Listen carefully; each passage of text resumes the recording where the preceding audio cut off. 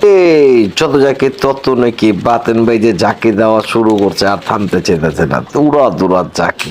যাই হোক ভিউয়ার্স, আজকে যে জিনিসটা আপনাদের সাথে শেয়ার করার আমার আজকের এই ভিডিওটা, অবশ্যই লাইক কমেন্ট শেয়ার করে আপনারা পাশে থাকবেন। শুধু ঝাঁকি দেয়, শুধু ঝাঁকি দেয়। অনেক মানুষ ঝাঁকি দেয়, আমরাও দিই একটু একটু ঝাঁকি। ঝাঁকি না দিলে তার কাজ হইব না।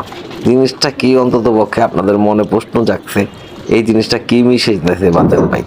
যাই হোক, আজকে আমি ভিডিও করতেছি, বাতেন ভাই আজকে কবুতরগুলো পাল্লা দেওয়ার পর আসছে।